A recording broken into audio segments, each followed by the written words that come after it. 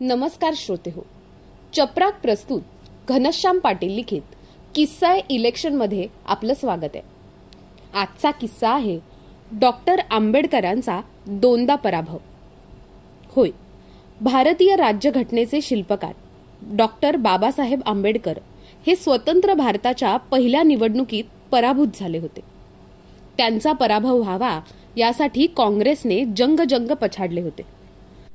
त्यांच्या या प्रयत्नांना हिंदू महासभा आणि भारतीय कम्युनिस्ट पक्षांनी आंबेडकरांच्या विरुद्ध उमेदवार उभे करत सहकार्य केले होते. त्यामुळे डॉक्टर बाबासाहेब आंबेडकर चौथ्या क्रमांकावर फेकले गेले. त्यांच्या विरोधात त्यांचेच पीए नारायण एस काजरोळकर हे काँग्रेसतर्फे निवडणूक लढवून निवडून आले. काजरोळकर यांचा दूध विक्रीचा व्यवसाय होता.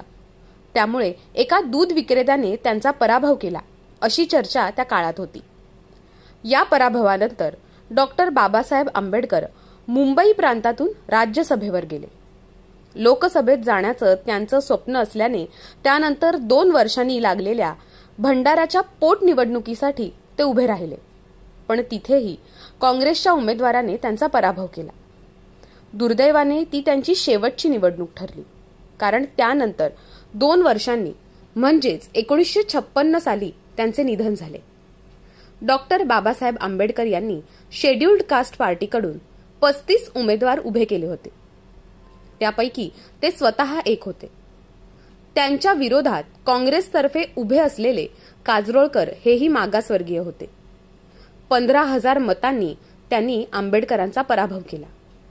त्यावेळी पंडित जवाहरलाल नेहरू यांची जननायक अशी प्रतिमा होती.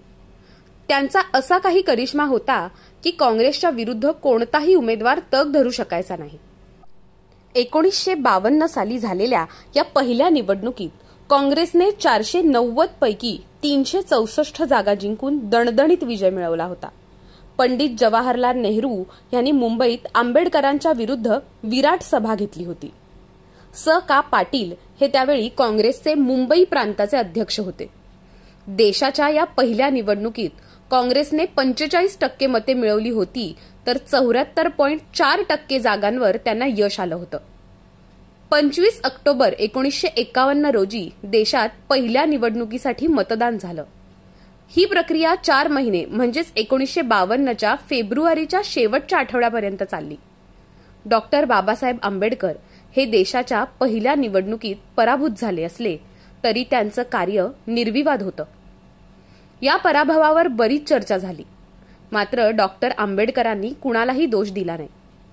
याविषयी बोलताना एका सभेत ते म्हणाले, निवडणूक ही शेवटी क्रिकेटची मॅच असते. पराभूत टीम गाशा गुंडाळून गप्प बसत नाही, ती पुढच्या सामन्यासाठी आणखीन जोरदार तयारी करते.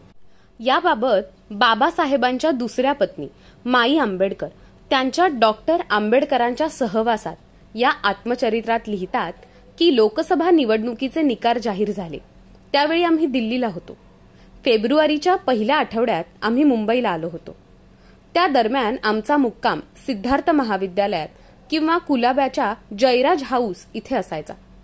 एके दिवशी नारायणराव काजरोळकर साहेबांना सिद्धार्थ कॉलेजमध्ये भेटायला आले. कदाचित त्यांना समोर येण्यात अपराधीपणा म्हणा किंवा संकोच वाटत असावा असे मला वाटते, कारण ते संकोचाने समोर आले. त्यांना पाहताच साहेबांनी त्यांना अत्यंत आपुलकीने जवळ बोलवले. काजरोळकर आले व त्यांनी क्षणार्धात साहेबांच्या पायावर डोकं ठेवलं. साहेबांनी दोन्ही हातांनी त्यांना उठवलं आणि शेजारी बसवून घेतलं व निवडून आल्याबद्दल उदार मनाने त्यांचे अभिनंदन केले. तर श्रोते हो, हा किस्सा आपल्याला कसा वाटला ते आम्हाला प्रतिक्रियांद्वारे नक्की कळवा. आणि अशाच धमाल किस्स्यांसाठी आणि मराठी साहित्यासाठी आमचं चॅनल जरूर सबस्क्राईब करा. तसंच पुणे शहरातून साहित्य चपराक हे मासिक आणि चपराक प्रकाशन ही उत्तमोत्तम पुस्तके प्रकाशित करणारी ग्रंथ प्रकाशन संस्था चालवण्यात येते. साहित्य चपराक मासिकाचा अंक दरमहा 10 तारखेला प्रकाशित होतो. आपले साहित्य पाठवण्यासाठी, चपराकमध्ये जाहिराती देण्यासाठी आणि नवनवीन पुस्तकांच्या माहितीसाठी संपर्क करा.